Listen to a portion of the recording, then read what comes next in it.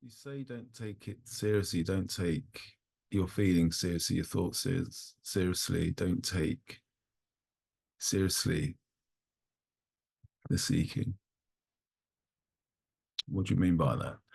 Okay, that can sound quite controversial, can't it? It can sound, for some people, they can say that's dissociative. How can you come away from taking what you feel, what you think seriously?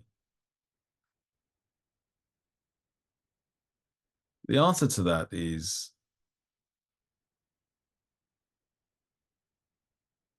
in coming away from the identification with your thoughts and feelings. That's the point. Coming away from the identification. Because when we identify, and there are three types of identification that make up uh, the whole problem of identification. The first point of identification is where you identify with the body, and when this happens, you lose sight of your true formless body of consciousness being the root source of experience. Okay, so this is ignorance, identifying with the body. The second point of identification is that we then start to live we then start to live by the tendencies of the body mind, which is aversion, attraction, liking, disliking, and we get caught up in our own judgment. And and when we get caught up in this, it gives us a sense that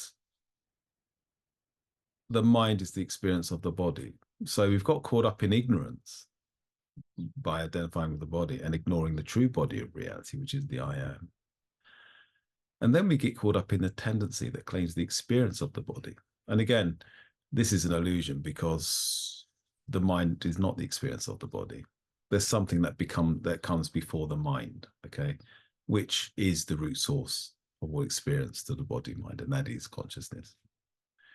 And the third form of identification is what we call the doership, the self-will, not just claiming the experience, but creating experience.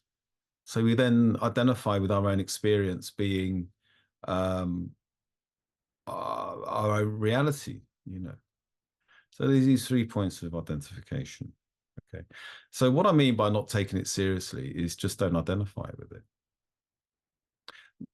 Find it more important to see what is the root source of, this identification with the body, with tendency, and the continuation of doership.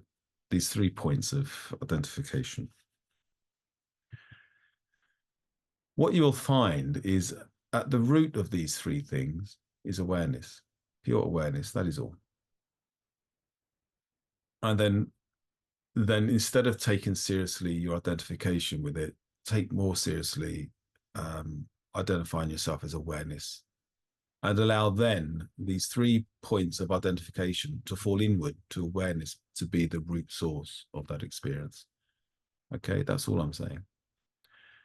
And it's from there you can overcome the identification and allow experience to come back to consciousness. So you start to have a conscious experience of maybe a thought rising, a sensation in the body, or if you're doing something, being really present in what you're doing. So these 3 points then come into a different association to consciousness being experienced rather than everything going into the mind's contraction of the body. You see, that's all.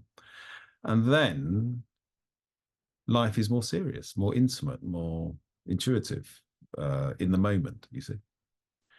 So yeah, it's a very controversial subject. I can see why people who maybe are not seeking, who are quite happy in their mental and emotional paradigm, experience of being a body and going through life doing from the perspective of the mind, uh, self-will direction. That's fine. I mean, they might see it as controversial. But if you're asking the question, who am I? It's certainly not controversial. It's just a matter of fact. So there we are. But coming away from identification, awakening to your essential nature, you then enter life in a way where it's more of a direct experience, what I call direct experience, where everything is more transparent of consciousness itself being experienced, rather than everything being a self-contraction going into the mind, you see. That's all it is. So yeah, don't take it seriously. Don't take your emotions seriously. Don't take your thoughts seriously. Don't take anything seriously. If you want to wake up, if you really, really want to inquire into what is real, what is the essential nature, like more the awareness that underlines it all. Until that awareness awakens, until that then becomes the root source of experience, you just remain asleep in these three types of identification. Okay. Can't force anyone to do this, but if anyone's in inquiry, this is what you do.